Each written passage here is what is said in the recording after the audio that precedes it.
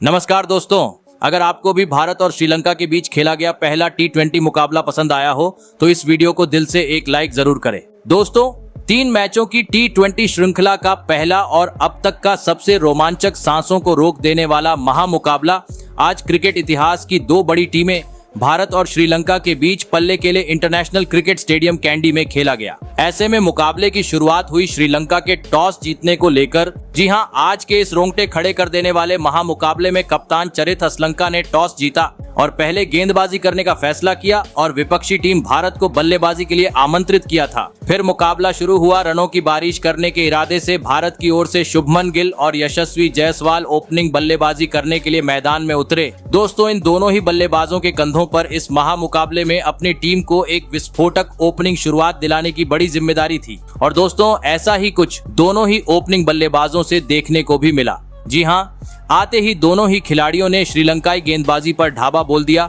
और विस्फोटक अंदाज में बल्लेबाजी करते हुए पहले 3 ओवर में ही मैदान में चौकों छक्कों की बरसात करते हुए टीम को 40 रनों तक पहुंचा दिया। दोस्तों, भारतीय ओपनिंग बल्लेबाजों का कुछ अलग ही अंदाज आज श्रीलंका के खिलाफ मैदान में देखने को मिल रहा था।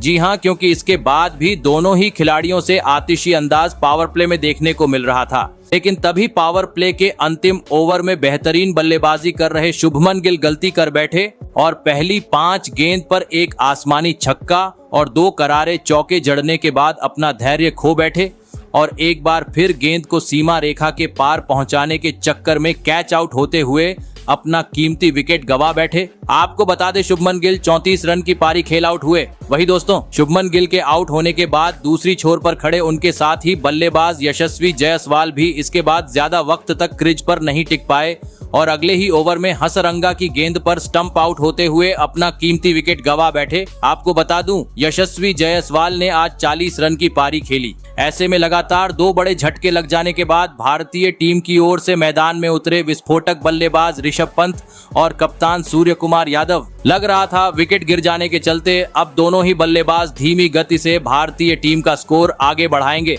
लेकिन दोस्तों, कप्तान सूर्य कुमार यादव तो कुछ अलग ही इरादे से मैदान में उतरे थे। जी हां, जिन्होंने आते ही आतंक मचा दिया और मैच का 8वां ओवर लेकर आए। दिलशान मधुशंका की बुरी तरह पिटाई करते हुए इस ओवर में एक आसमानी छक्का और 2 करारे चौके जड़ते हुए 17 रन बटोर ली। दोस्तों, सूर्य कुमार यादव आज एक बार फिर बहुमूल्य पारी खेलते हुए टीम के लिए एक अहम योगदान निभा रहे थे, क्योंकि अब हर ओवर से उनके बल्ले से कभी चौका तो कभी छक्का श्रीलंकाई गेंदबाजी के खिलाफ देखने को मिल रहा था, जिस कारण जल्दी ही इन दोनों ही खिलाड़ियों ने चौथे विकेट के लिए 50 से अधिक रनों की साझेदारी भी निभा डाली। और कुछ ही देर बाद बेहतरीन बल्लेबाजी कर रहे सूर्य कुमार यादव ने महज 22 गेंद में इस पहले T20 मुकाबले में अपना तूफानी 50 जड़ दिया। लेकिन दोस्तों, 50 पूरा करने के बाद वह अपने पारी को ज्यादा वक्त तक आगे नहीं बढ़ा पाए और मैच के 14वें ओवर में बड़ा शॉट खेलने के चक्कर में LBW आउट होते हुए अपना कीमती विकेट गवा बैठे।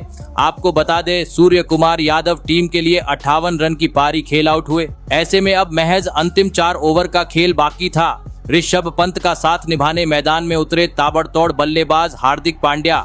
लेकिन दोस्तों, इस पहले T20 मुकाबले में वह टीम के लिए कुछ खास योगदान नहीं दे पाए और मात्र 9 रन के निजी स्कोर पर सीधा क्लीन बोल्ड होते हुए अपना विकेट गवा बैठे। साथ ही इसके बाद मैदान में उतरे रियान पराग भी जैसे आए वैसे ही पवेलियन चलते बने, जिस कारण लगातार विकेट गिरने के चलते लगने लगा अब भारतीय टीम 200 रन का आंकड़ा भी पार करने में सफल नहीं हो पाएंगी।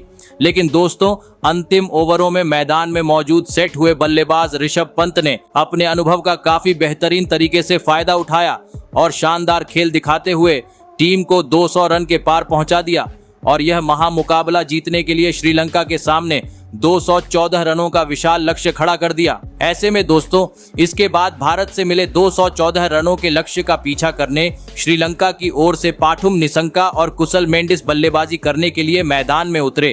दोस्तों, भारत ने दिया हुआ लक्ष्य बड़ा था। ऐसे में दोनों ही बल्लेबाजों पर विस्फोटक शुरुआत दिलाने की बड़ी जिम्मेदारी थी। और दोस्तों, ऐसा ही कुछ श्रीलंकाई ओपनिंग बल्लेबाजों से देखने को भी मिला। जी हां, मैदान में उतरते ही दोनों ही बल्लेबाजों ने पारी की पहली ही गेंद से अपना शानदार खेल दिखाया और ताबड़तोड़ बल्लेबाजी करते हुए पहले 4 ओवर में ही टीम को 35 रन के पार पहुंचा दिया। वही दोस्तों, इसके बाद बचे हुए पावर प्ले के अंतिम 2 ओवर में भी दोनों ही बल्लेबाजों ने अपना धुआंधार अंदाज जारी रखा और 6 ओवर का खेल खत्म होने तक टीम को 55 रनों तक पहुंचा दिया। दोस्तों, लक्ष्य का पीछा करते हुए श्रीलंकाई ओपनिंग बल्लेबाजों ने अब टीम को एक बेहतरीन शुरुआत दिला दी थी, लेकिन अब दोनों ही खिलाड़ियों के कंधों पर जिम्मेदारी थी कि वह पावर प्ले के बाद भी अपना बेहतरीन खेल जारी रखें और तेज गति से टीम का स्कोर आगे बढ़ाए। और दोस्तों, ऐसी ही कुछ झलकियां दोनों ही बल्लेबाजों से देखने को भी मिली। जी हां, पावर प्ले खत्म हो गया, लेकिन दोनों ही बल्लेबाजों ने रुकने का नाम नहीं लिया और ताबड़तोड़ अंदाज में कभी चौका तो कभी छक्का जड़ते हुए टीम का स्कोर आगे बढ़ाना जारी रखा।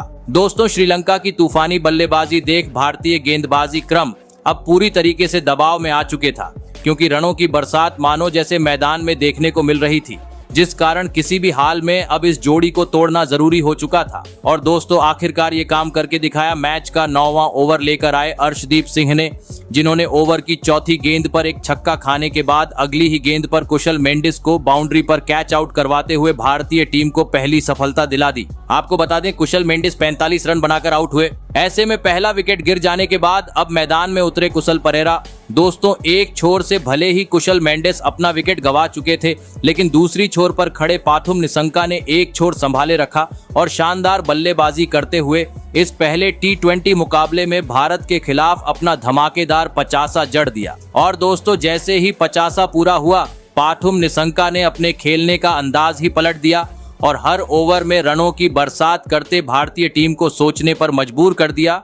जी हां, क्योंकि श्रीलंकाई बल्लेबाजी अब इतनी धुआंधार हो रही थी कि ड्रेसिंग रूम में बैठे गौतम गंभीर भी उसे देखकर काफी ज्यादा हैरान हो चुके थे और साथ ही दूसरी छोर से कुशल परेरा भी समय समय पर बड़े शॉट जड़ते हुए निशंका का बेहतरीन साथ निभा रहे थे, जिस कारण अब भारतीय टीम की मुश्किलें बढ़ती जा रही थी। किसी भी हाल में वापसी करनी थी तो इस जोड़ी को तोड़ना जरूरी था और दोस्तों, आखिरकार यह काम करके दिखाया। मैच का 14वां ओवर लेकर आए जादुई स्पिनर गेंदबाज अक्षर पटेल ने, जिन्होंने एक ही ओवर में श्रीलंका को दोहरा झटका दे दिया। जी हां, पहले धुआंधार बल्लेबाजी कर रहे पाथुम निशंका को सीधा क्लीन बोल्ड करते हुए पवेलियन का रास्ता दिखाया, तो वहीं इसी ओवर की अंतिम गेंद पर उनके साथ ही बल्लेबाज कुशल परेरा का भी पत्ता साफ कर दिया। आपको बता दें, पाथुम निशंका जहां 79 रन बनाकर आउट हुए, तो वहीं कुशल परेरा ने 20 रन की पारी खेली। और दोस्तों, जैसे ही इन दोनों ही बल्लेबाजों ने अपने विकेट गंवाए, श्रीलंका का बल्लेबाजी क्रम पूरी तरीके से डगमगा गया